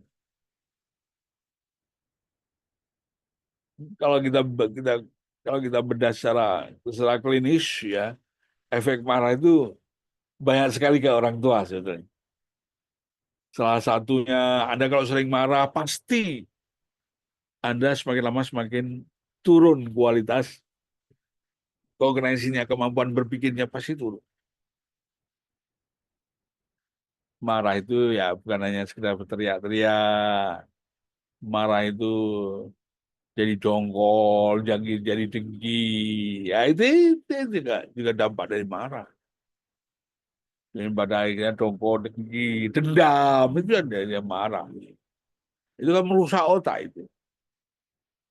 Ya, nah, yang kita asuh pada putra-putri kita itu kan eh, kelihatan mengasuh orangnya gitu. Yang sebenarnya yang kita asuh adalah otaknya. Biar mampu memahami tentang kehidupan keseharian.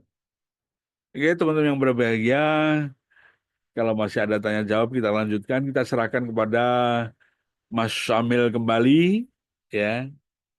Eh, kita bisa lanjutkan dengan tanya jawab. Kita lanjutkan lagi. Terima kasih. Assalamualaikum warahmatullahi wabarakatuh.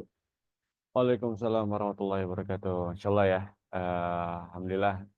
Terima kasih dari Dokter Amir nih yang sudah banyak memberikan masukan dan juga pandangan-pandangan kita terhadap bagaimana kita bisa mendidik uh, anak yang lebih baik lagi gitu ya. Bukan artinya kita selalu meluapkan emosi kita gitu, tapi bisa dengan hal-hal yang baik juga kayak gitu. Nah, saya juga jadi keinget gitu dok, dulu ketika kecil memang cara pendidikan di orang tua saya ini ketika ada hal yang akhirnya kita harus ubah gitu ya, atau ada kebaikan yang harus dijalankan, nah biasanya orang tua saya itu melakukan reward gitu. Tapi ketika memang dari reward ini sangat berpengaruh gitu ya, sangat berpengaruh dari perkembangan saya gitu. Tapi di sisi lain ketika memang sudah masanya reward itu hilang atau udah gede lah gitu, udah gede ternyata udah nggak ada lagi gitu. Jadi emang buruknya tuh di situ mungkin ya dok ya. Jadi berharap gitu, anak tuh selalu berharap ketika kita melakukan kebaikan pasti akan dibalas langsung nih gitu sama orang tua kita kayak gitu. Jadinya mungkin hal itu yang barangkali jadi pertimbangan juga bahwa reward ini sebenarnya juga reward ini baik tapi nggak baik secara terus menerus kayak gitu ya dok ya. Nah, terus juga yang saya pahami dari apa yang udah disampaikan sama Dokter Amir tadi, bagaimana kita bisa memberikan kebaikan gitu ya, kebaikan kepada anak. Nah, caranya bagaimana? Caranya dengan selalu berkomunikasi ataupun selalu menyampaikan gitu ya kepada anak bahwa apa yang sebenarnya sedang kita rasakan dan apa ya, kita bisa menyampaikan kepada anak bahwa ayo kalau bisa nih paham gitu situasinya, dengan apa yang kita sedang rasakan gitu. Nah, semoga mungkin dari situ anak bisa mengerti, bisa memahami dengan tanpa kita melakukan suatu tindakan kayak tadi misalnya gebrak-gebrak meja, banting pintu misalnya, atau teriak dan sebagainya kayak gitu ya. Insya Allah banyak gitu hal-hal yang akhirnya kita bisa Ya, mendapatkan insight lebih baik gitu ya Dok ya dari iya, materi yang sudah iya, disampaikan. Mas Hamil, sebenarnya yang dibutuhkan anak itu kan bukan bukan punishment and reward sebetulnya, kan? Iya, Dok. Nah, butuh anak-anak kan, oh aku butuh mercy, aku butuh Rubicon apa-apa kan nggak dibutuhkan itu. Iya Yang betul. dibutuhkan anak itu satu kata, namanya perhatian. Oh iya. Yang dibutuhkan anak. Nah, perhatian itu ada sama orang tua. Memperhatikan anak itu dengan dua cara. Yang satu dengan mengakui, yang satu dengan menghargai. Cuma itu aja.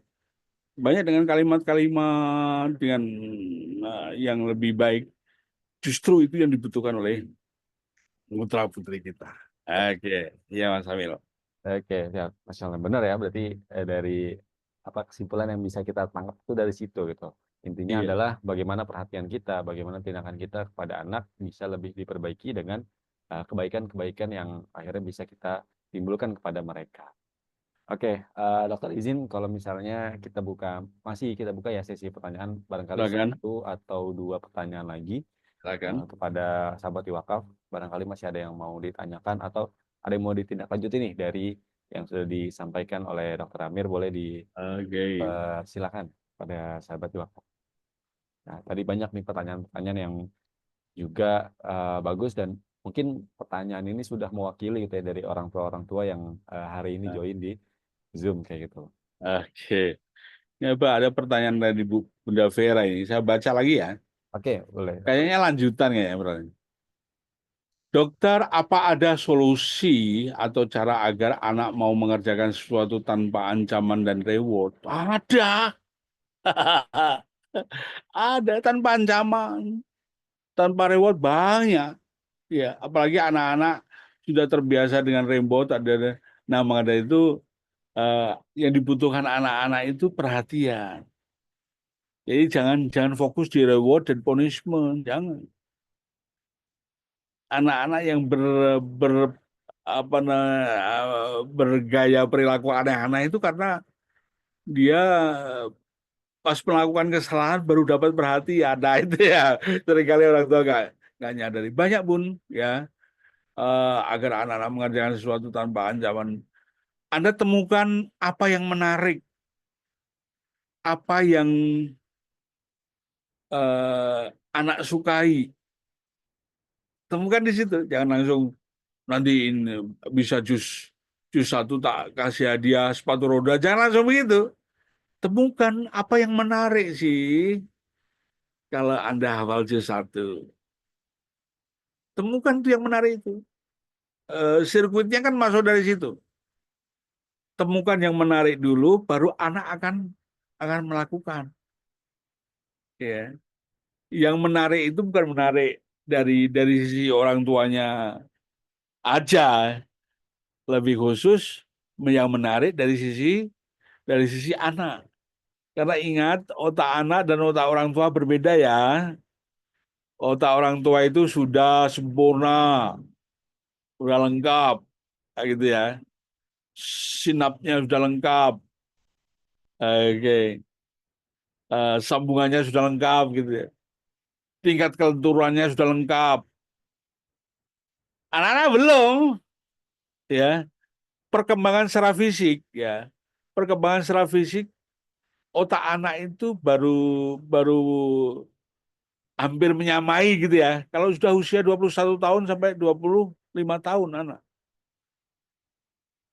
Kadang-kadang orang tua kita mengharapkan anaknya memahami dia. Ya nggak ngerti lah. Oh, otak anaknya belum sempurna kok. Disuruh memahami otak orang tua yang sudah sempurna, ya kan nggak mungkin. Ya. Jadi Bun, solusinya temukan yang menarik. Ya. Temukan yang menarik. Eh, agar anak mengerjakan sesuatu itu tanpa Anda memberikan embel-embel punishment atau reward. Ya. Dan ketika Anda bimbing untuk menemukan yang untuk kebaikan, itu nanti akan kepakai terus oleh anak. Kenapa ada anak yang tahan banting? Ya. Kenapa ada anak yang apa namanya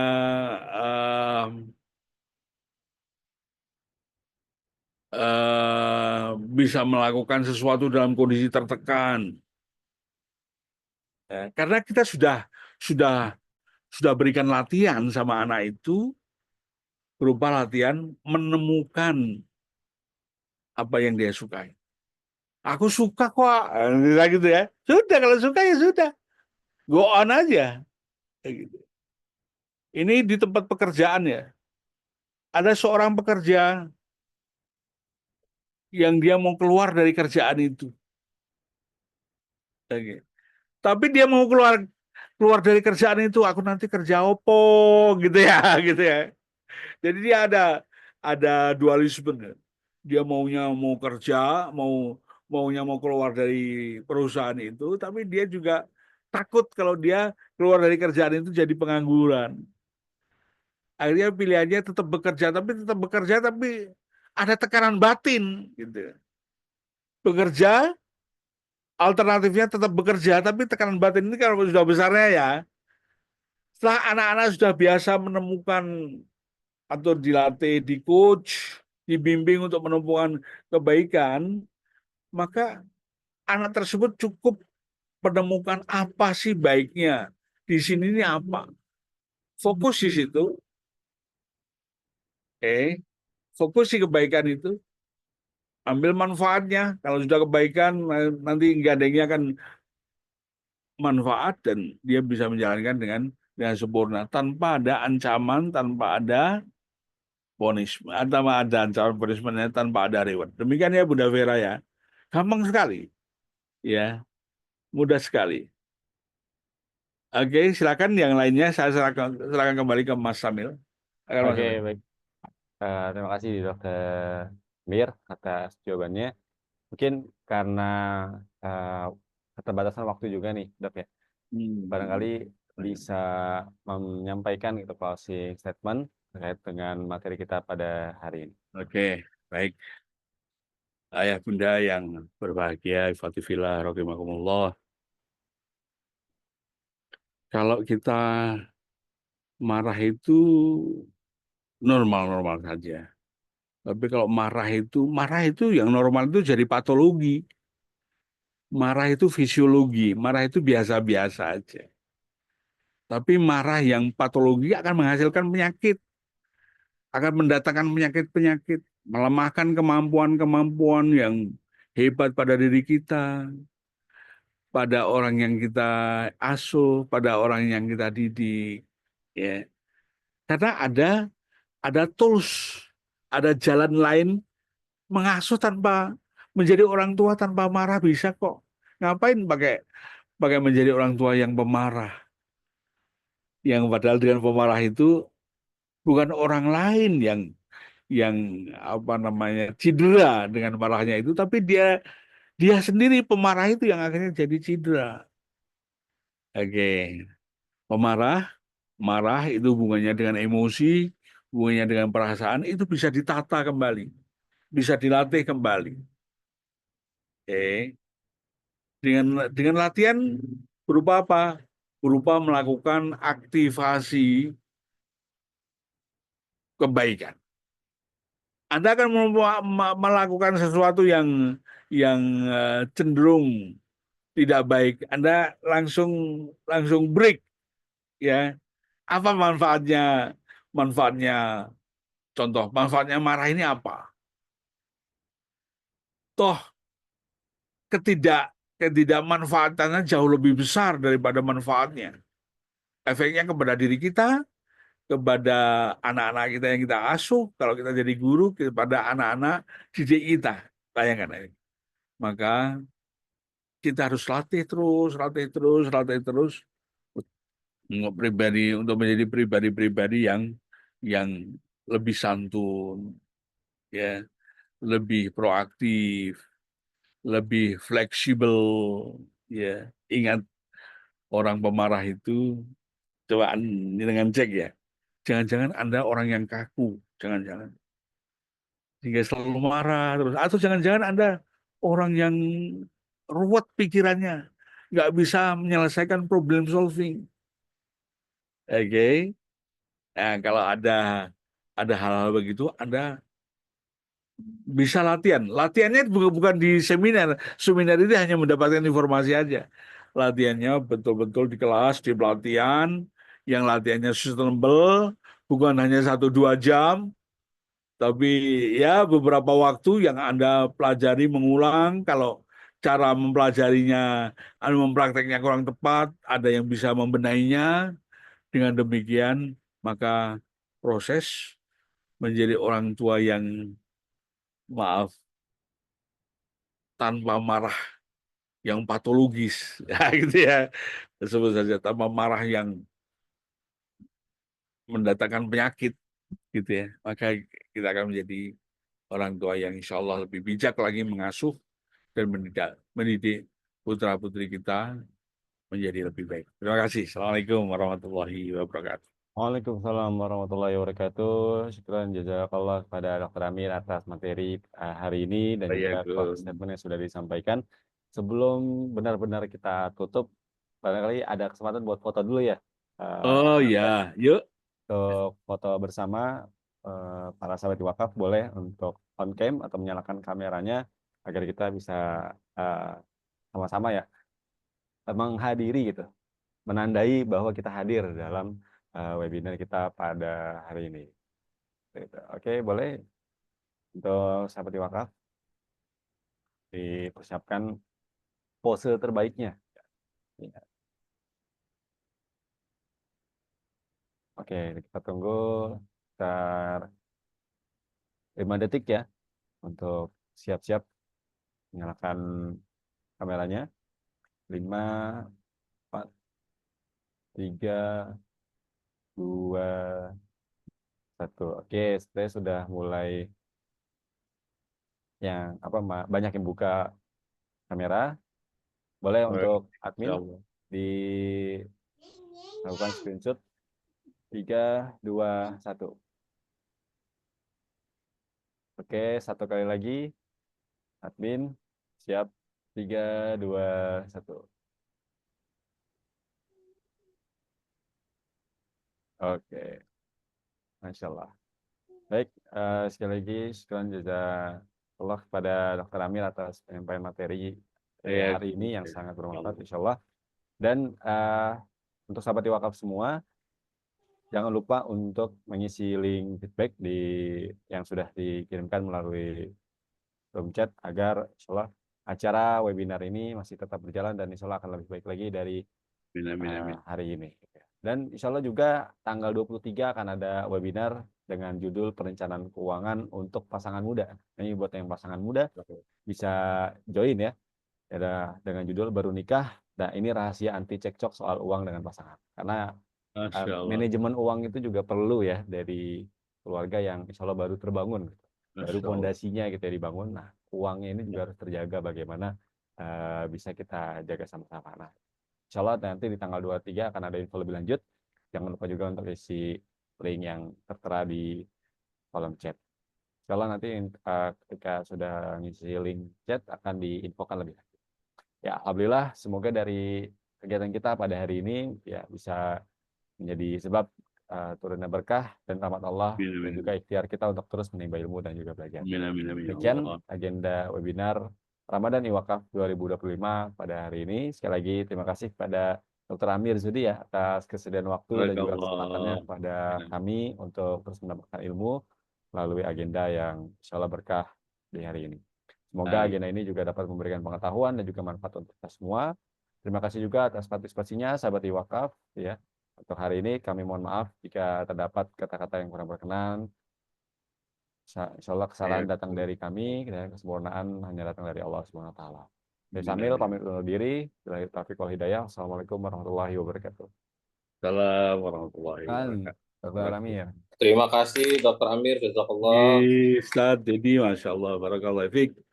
Masya Allah, alhamdulillah. Izin ya. Iya dok, silakan.